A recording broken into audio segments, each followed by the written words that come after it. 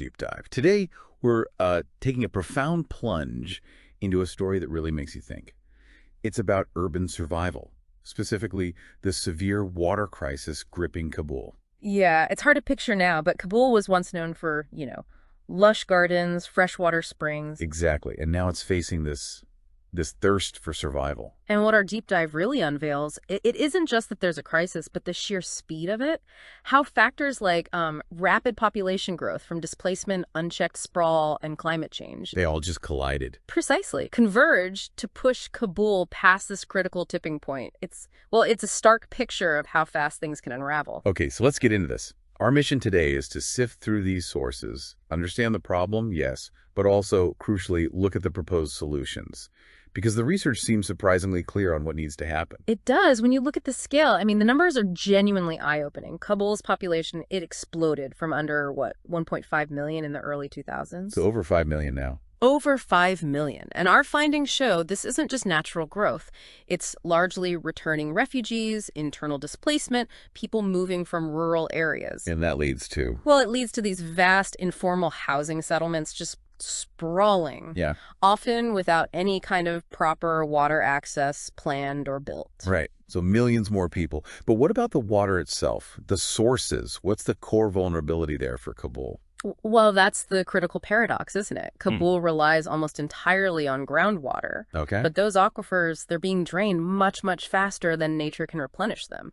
We found significant data pointing to less snowfall, a key recharge source mainly due to climate change. And rainfall isn't consistent enough. Far too inconsistent. Plus, you have no major rivers flowing through the city, and those historical springs, many have just diminished or dried up. So when over 70%, you said, rely on shallow wells, what does that actually look like day to day? Fierce competition. And it really highlights inequality. The data is startling. The water table has dropped over 10 meters in just the last decade. 10 meters. Wow.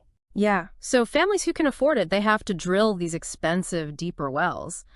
But for many others, it means relying on unaffordable water tankers, or worse, using unsafe shallow water. That sounds incredibly tough. And the water that is used, is anything being done to reclaim or reuse it?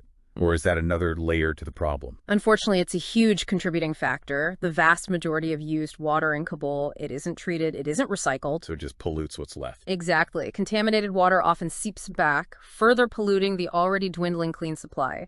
It puts this immense, unsustainable pressure on the natural reserves. It really sounds like a complex web.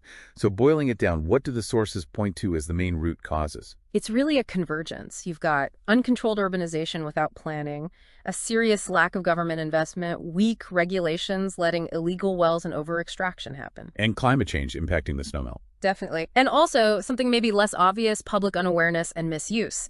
Things like excessive water use in wealthier homes, unchecked commercial use, it all adds up. So with all these interconnected issues, what are the visible consequences for people living there right now? The human cost is significant. You're seeing widespread health problems, cholera, typhoid from contaminated water. Right. There's growing social tension, actual competition for water between communities, agricultural losses too, as farmers' wells run dry. And the future threat. It's the risk of complete groundwater exhaustion in some areas, a truly devastating prospect if things don't change. It paints such a stark picture, doesn't it? That desperation for something so basic. But okay, our deep dive also looked at solutions.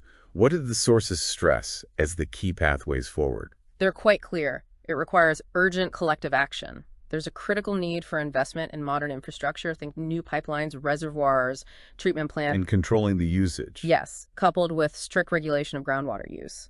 But beyond infrastructure, there's huge emphasis on conservation education campaigns, promoting graywater reuse, expanding rainwater harvesting. That sounds like it needs a real cultural shift as well, right?